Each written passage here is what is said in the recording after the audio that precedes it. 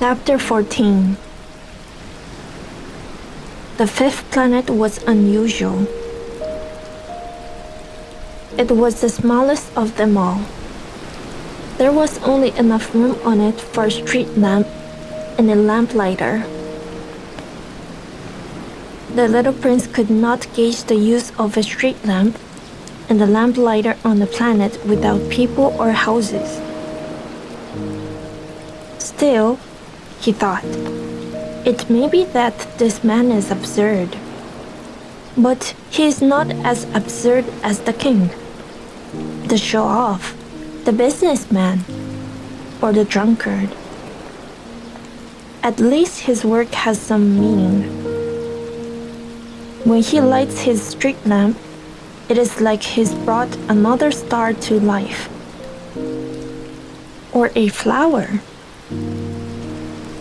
When he puts it out, he puts the star or the flower to sleep. It's a wonderful job, and also it is truly useful. When he arrived on the planet, he politely said to the lamplighter, "Hello.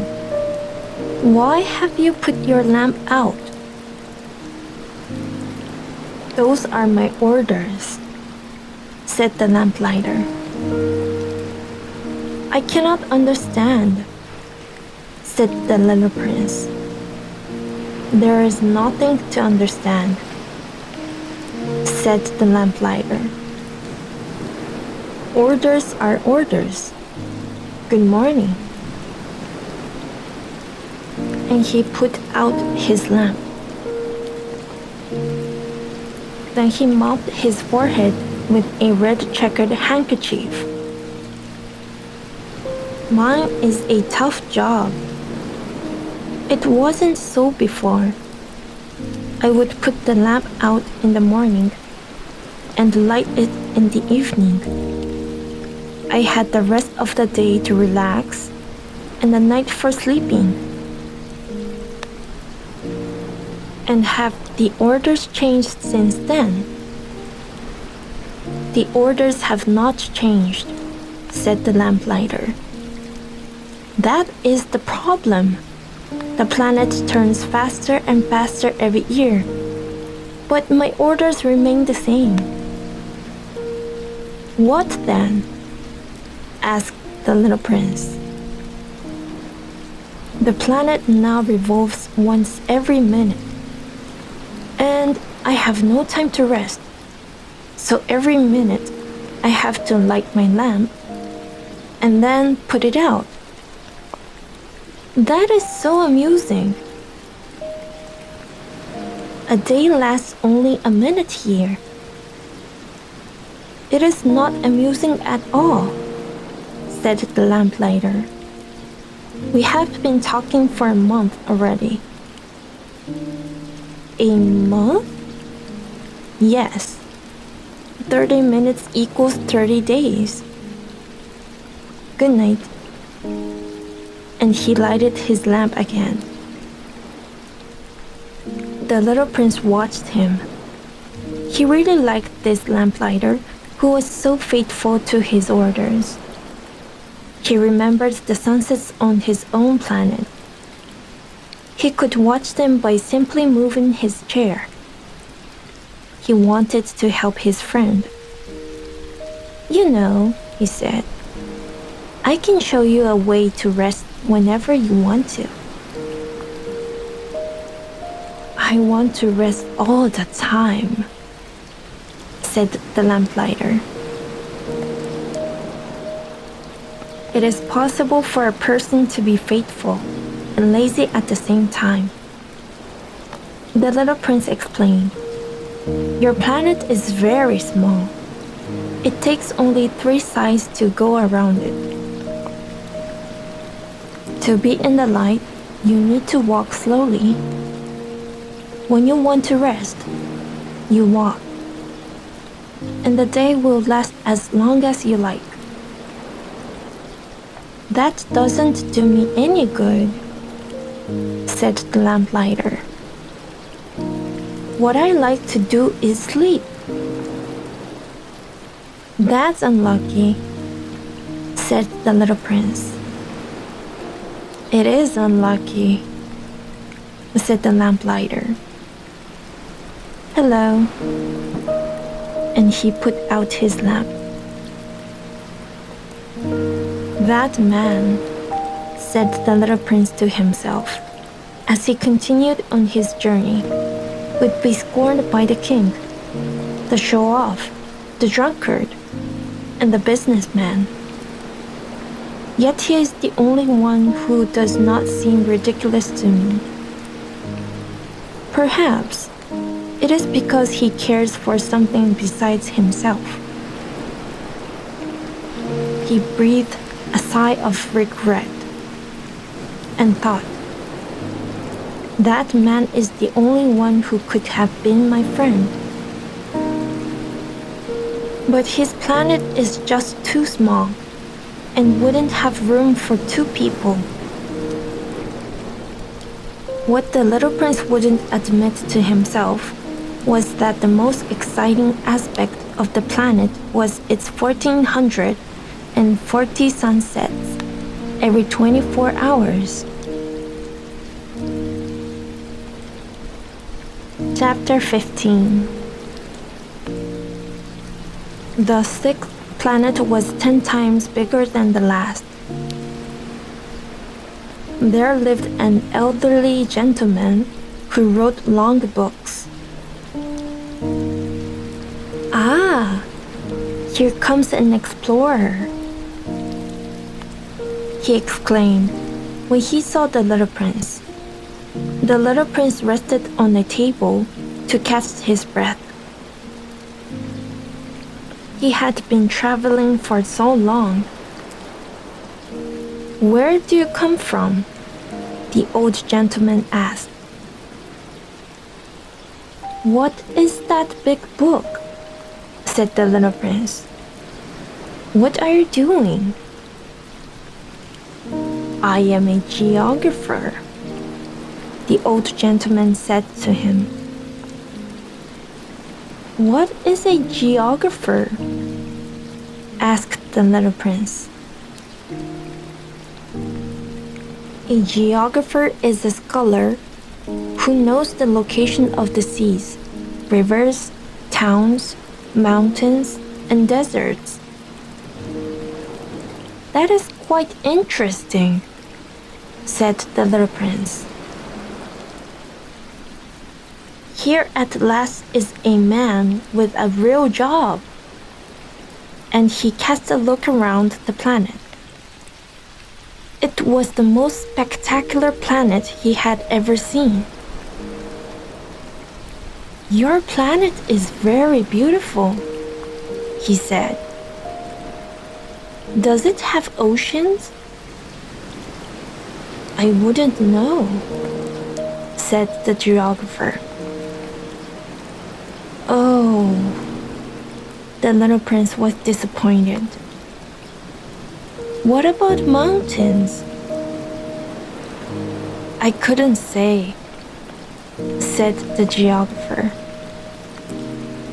How about cities and rivers and deserts? I don't know that either. But you are a geographer. That I am, the geographer admitted. But I am no explorer. I do not have a single explorer on my planet. A geographer is much too important to go around and count the towns, rivers, mountains, seas, oceans, and deserts. He does not leave his desk. He receives the explorers in his study and asks them questions. Then he notes down what they remember of their travels. And if any account interests him, the geographer has the explorer's moral character verified. Why is that? Because a lying explorer would be disastrous for the geography books, as would an explorer who drank too much. Why is that? Asked the little prince. Because drunkards see double. And the geographer would note down 2 mountains where there should only be 1.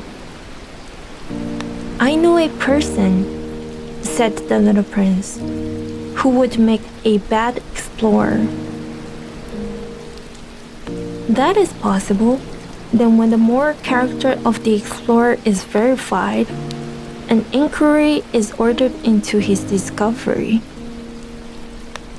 You go and have a look at it. No, that would be too complicated. The explorer must furnish proof.